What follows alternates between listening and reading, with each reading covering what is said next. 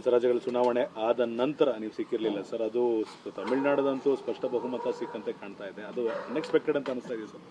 Unexpected ಅನ್ನೋದಕ್ಕಿಂತ ನಾವು ಅಷ್ಟು ಬೇಗ ಅವರ ಪಾಪ್ಯುಲಾರಿಟಿ ವೋಟಾಗಿ ಕನ್ವರ್ಟ್ ಆಗುತ್ತೆ ಅಂತ ನಿರೀಕ್ಷೆ ಮಾಡಿರಲಿಲ್ಲ.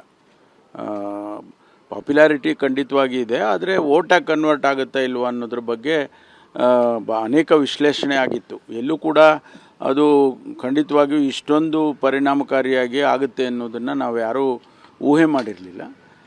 ಜನ ತೀರ್ಮಾನ ಮಾಡಿದ್ದಾರೆ, ವಿಶೇಷವಾಗಿ ಯುವಕರು ಅವರಿಗೆ ಸಹಕಾರ ನೀಡಿದ್ದಾರೆ. ಇದು ಒಂದು ಹೊಸ ಬದಲಾವಣೆ. ಯಾಕೆಂದರೆ ತಮಿಳ್ನಾಡಿನಲ್ಲಿ ದ್ರವಿಡಿಯನ್ ಪಾರ್ಟಿಗಳು ಭಾಳ ದಿವಸದಿಂದ ರೂಲ್ ಮಾಡಿದೆ. ADMK ಮಾಡಿದೆ, DMK ಮಾಡಿದೆ, ಇವ್ರು ಬಿಟ್ಟರೆ ಅವ್ರು ಬಿಟ್ಟರೆ ಇವರು ಅಂತ.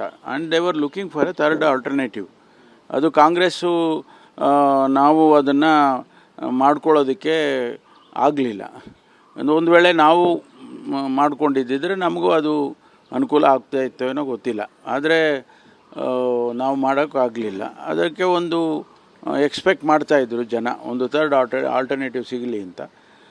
ಅದ್ರ ಜೊತೆಗೆ ಇದು ಪಾಪ್ಯುಲಾರಿಟಿ ಪ್ಲಸ್ ಯಂಗರ್ ಜನ್ರೇಷನ್ನು ಹೊಸ ಬದಲಾವಣೆಯನ್ನು ನೋಡ್ತಾ ಇದ್ದಿದ್ದು ಎಲ್ಲ ಸೇರಿ ಒಟ್ಟಾರೆ ಆ ರೀತಿ ಆಗಿದೆ ಅಂತೇಳಿ ಅನಿಸುತ್ತೆ. DMK ಜೊತೆ ಹೋಗೋ ಅವಕಾಶ ಕಾಂಗ್ರೆಸ್ ಪಕ್ಷಕ್ಕೂ ಇತ್ತು, ಆದರೆ ಎಲ್ಲೋ ಒಂದು ಕಡೆ DMK ಜೊತೆನೇ ಮೈತ್ರಿ ಮುಂದುವರಿಸಿ ಏನಾದರೂ ಎಡವಟ್ಟು ಮಾಡ್ಕೊಂತ ಅಲ್ಲ. ಹೈಕಮಾಂಡ್ನವರು ಅದನ್ನು ಯಾವ ದೃಷ್ಟಿಯಿಂದ ಅವರು ಆ ಥರ ತೀರ್ಮಾನ ತೊಗೊಂಡಿದ್ದಾರೆ ನೋಡಬೇಕು. ಯಾಕೆಂದರೆ DMK ಅವ್ರ ಜೊತೆ ಭಾಳ ದಿವಸದಿಂದ ನಮ್ಮ ಪಕ್ಷ ಅಲ್ಲಿ ಅಲಯನ್ಸಲ್ಲಿ ಇದ್ದಿದ್ದರಿಂದ ಓಲ್ಡ್ ಅಲಯನ್ಸ್ ಅಂತೇಳಿ ಮುಂದುವರಿಸಿದ್ದಾರೆ.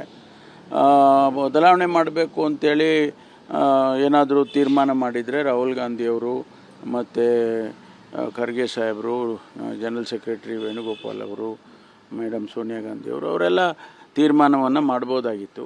ಆದರೆ ಅದು ಆ ಸಂದರ್ಭದಲ್ಲಿ ನಾನು ಹೇಳಿದಾಗೆ ಮೊದಲೇ ಓಲ್ಡ್ ಅಲೈ ಅಂತ ಏನಾದರೂ ಕಂಟಿನ್ಯೂ ಮಾಡಿದರು ಅಂತ ಅನಿಸುತ್ತೆ.